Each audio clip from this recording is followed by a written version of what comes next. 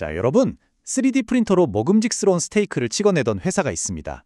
그런데 어느 날 갑자기 우리 이제 옷에 들어가는 실 염색할 겁니다 라고 발표한다면 어떠시겠어요? 이게 무슨 황당한 소린가 싶으시죠? 오늘 우리가 아주 깊숙이 파헤쳐볼 기업, 바로 나스닥의 스테이크홀더 푸드, 티커 STKH의 실제 이야기입니다. 첨단 푸드테크의 미래로 불리던 이 회사의 정말 급적인 변신, 과연 이건 생존을 위한 필사적인 도박일까요? 아니면 1200억 달러가 넘는 거대한 시장을 내다본 천재적인 한 수일까요?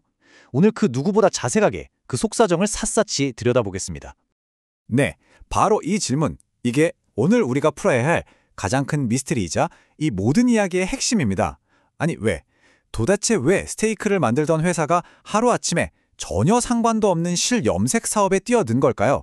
이 상식 밖의 결정 뒤에는요, 정말 벼랑 끝에 몰렸던 회사의 절박한 현실과 동시에 모든 것을 건 아주 대담한 미래 비전이 숨어 있습니다. 오늘 제 분석은 바로 그 냉혹한 현실과 원대한 비전 사이 그 아슬아슬한 줄타기를 함께 따라가보는 여정이 될 겁니다. 자, 이 회사의 현재를 제대로 이해하려면요, 먼저 이들이 그렸던 아주 원대한 꿈, 즉 과거부터 살펴봐야 합니다. 스테이크홀더 푸드가 원래 어떤 그림을 그렸는지, 그리고 식품 산업에 어떤 혁명을 일으키려고 했는지, 그 야심만만했던 시작점부터 차근차근 짚어보겠습니다. 이 회사의 원래 이름은 미트테크 3D였습니다.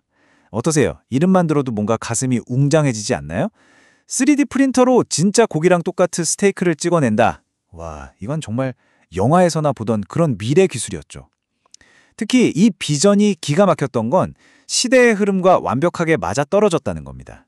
전 세계적으로 ESG가 화두가 되고 기후변화에 대응하기 위한 지속 가능한 먹거리에 대한 관심이 폭발하던 바로 그 시점이었거든요. 이들은 바로 그 거대한 파도에 올라타서 급성장하는 대체 단백질 시장의 판도를 바꾸는 게임 체인저가 되겠다는 아주 야심찬 목표를 가지고 있었습니다. 그리고 이들의 사업 계획은 정말 영리했습니다. 단순히 프린트된 스테이크를 파는 게 아니었어요. 그건 그냥 평범한 생각이죠.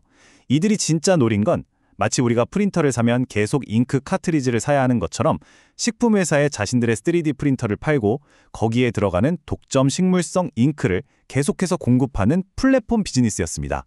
한번 고객이 되면 계속해서 돈을 쓸 수밖에 없는 구조, 이른바 락인 효과를 노린 겁니다. 하드웨어와 소모품 양쪽에서 꾸준한 반복 수익이 발생한다? 이건 투자자들이 정말 사양하는 그야말로 완벽에 가까운 비즈니스 모델이었습니다. 하지만 여러분도 잘 아시다시피 아무리 멋진 꿈과 완벽한 계획이라도 돈이 없으면 말짱 도루묵이죠. 이제부터는 숫자를 통해 이 회사가 마주해야 했던 정말 냉혹하고 힘겨운 현실을 들여다보겠습니다. 이 재무 상황을 이해하시면 이들이 왜 그토록 황당해 보이는 결정을 내릴 수밖에 없었는지 그 이유를 바로 아시게 될 겁니다. 자, 이제 이 회사의 금고안을 한번 열어보겠습니다. 비전만으로는 직원들 월급을 줄 수도 없고 연구 개발을 계속할 수도 없으니까요. 재무제표를 딱 열어보면 빨간불이 바로 켜집니다. 반기순 손실이 약 440만 달러, 우리 돈으로 60억 원에 가깝습니다. 근데 더 심각한 건 회사 통장에 남아있는 현금이 고작 500만 달러, 약 70억 원 뿐이라는 거예요. 계산이 간단하죠? 이 속도로 돈을 까먹으면 1년도 채 버티기 힘들다는 얘기입니다. 이걸 업계에서는 런웨이가 짧다고 표현하는데 말 그대로 비행기가 이륙도 못 해보고 활주로 끝으로 내몰린 그런 아슬아슬한 상황인 거죠. 그리고 더 뼈 아픈 건 바로 이겁니다. 기관 투자자 지분율 2.37%. 이건 사실상 거의 없다고 봐도 무방한 수치입니다. 월가의 큰손들, 소위 말하는 스마트머니가 이 회사에는 투자할 가치가 없다고 판단했다는 아주 강력한 신호입니다. 우리 같은 개인 투자자들이 가장 경계해야 할 신호 중 하나죠. 그렇다면 이 모든 재무적인 압박, 그 근본적인 원인은 대체 뭐였을까요? 바로 매출입니다. 지난 12개월 동안 이 회사가 그럴싸한 비전과 기술로 벌어들인 돈은요, 믿기 힘드시겠지만 고작 1만 달러였습니다. 네, 제가 0을 빼먹은 게 아닙니다. 딱 10,000달러. 우리 돈으로 약 1,300만 원입니다. 직원 한 명 월급 주기도 턱없이 부족한 돈이죠. 매년 수십여 개 적자를 내면서 고작 1,300만 원을 버는 겁니다. 미래기술 기업이라는 타이틀이 무색하게 기술의 상용화가 생각보다 아주 훨씬 더디게 진행되고 있다는 명백한 증거였습니다. 이건 더 이상 지속 불가능한 상황이었던 거죠. 이렇게 현금은 바닥을 보이고 시장의 외면을 받는 절박한 현실 속에서 회사는 결국 모두를 깜짝 놀라게 할 엄청난 결단을 내립니다. 2025년 9월 회사의 운명을 통째로 건 극적인 방향 전환, 즉 피벗을 발표하게 된 거죠. 회사가 내놓은 해결책은 시장을 그야말로 충격에 빠뜨렸습니다. 투와인 솔루션스라는 회사를 인수하겠다는 거였죠. 근데 이 회사는 보시다시피 고기와는 정말 단 1도 관련이 없는 섬유기술 회사입니다.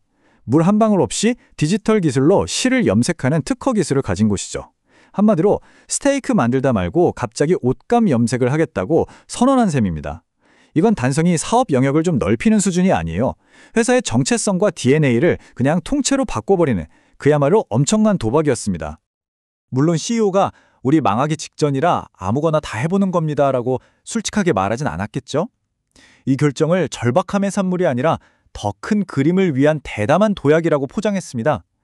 푸드테크라는 좁은 우물에서 벗어나서 3D 프린팅과 디지털 염색 기술을 모두 아우르는 거대한 디지털 제조 플랫폼으로 거듭나겠다는 원대한 포부를 밝힌 겁니다.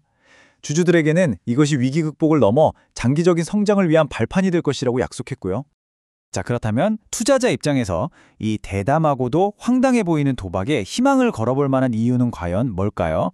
지금부터는 스테이크홀더 푸드를 긍정적으로 보는 쪽, 즉 강세론자들의 주장을 하나씩 면밀히 살펴보겠습니다. 어쩌면 여기에 엄청난 기회가 숨어 있을지도 모르니까요. 긍정론자들이 내세우는 논리는 크게 4가지입니다. 첫째, 다각화를 통한 리스크 분산. 이건 투자의 기본이죠. 계란을 한 바구니에 담지 않는다는 겁니다. 언제 터질지 모르는 푸드테크 사업에만 목매는 대신 트와인이라는 안정적인 구명보트를 하나 더 확보한 셈이죠. 둘째, 트와인은 그냥 기술만 가진 회사가 아니에요.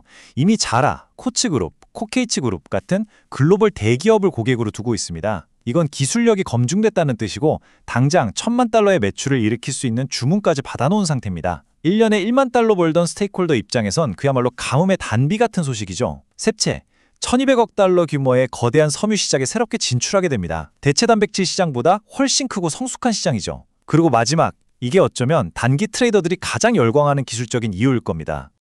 바로 이 숫자 45만 주입니다.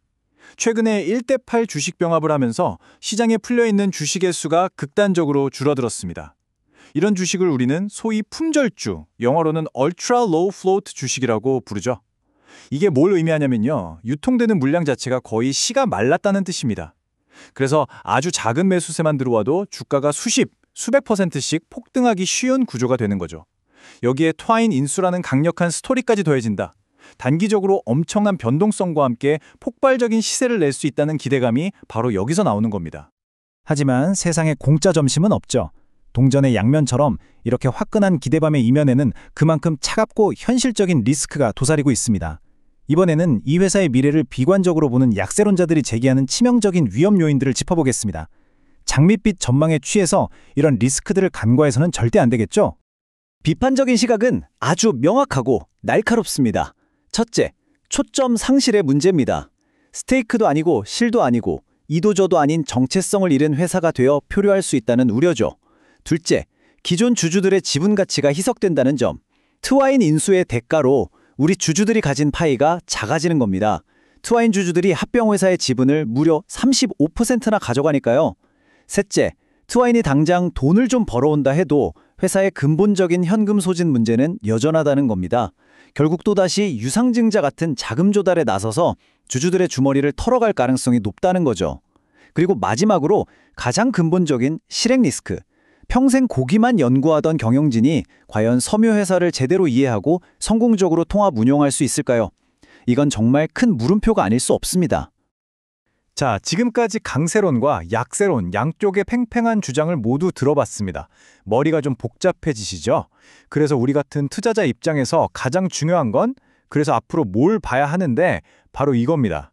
이 거대한 도박의 성패를 가늠할 결정적인 순간들이 바로 코앞으로 다가오고 있습니다. 그렇다면 투자자로서 우리는 앞으로 어떤 점들을 체크해야 할까요? 제가 딱 4가지 핵심 포인트를 짚어드리겠습니다. 이건 꼭 기억하셔야 합니다. 첫째, 당장 10월에 열릴 주주총회에서 이번 트와인 인수안이 무사히 통과되는지 여부입니다. 이게 모든 것의 시작이죠. 둘째, 회사가 이 고질적인 현금 부족 문제를 해결하기 위해 어떤 방식으로 추가 자금을 조달할 것인지 그 계획을 주시해야 합니다. 셋째, 두 이질적인 사업 간의 시너지를 어떻게 낼 것인지 CEO가 말한 디지털 제조 플랫폼의 구체적인 청사진이 나와야 합니다. 그리고 마지막으로 가장 중요한 것, 바로 2025년 4분기 실적입니다. 여기서 드디어 의미 있는 매출이 찍히기 시작하는지 숫자로 증명해야 합니다. 이 네 가지가 이번 도박의 성패를 알려줄 가장 정확한 바로미터가 될 겁니다. 결국 이 모든 분석은 다시 이 하나의 질문으로 돌아옵니다. 스테이크홀더 푸드의 이번 결정은 미래 섬유 시장까지 내다본 혁신적인 한 수일까요? 아니면 단순히 망하지 않기 위한 어쩔 수 없는 절박한 도박일까요? 그 답은 앞으로 다가올 몇 달 안에 우리가 방금 짚어본 네 가지 포인트를 통해 서서히 드러나게 될 겁니다. 오늘 이 심층 분석이 여러분의 투자 판단에 도움이 되셨다면 구독 부탁드립니다. 다음 시간에 더 흥미로운 내용으로 찾아뵙겠습니다.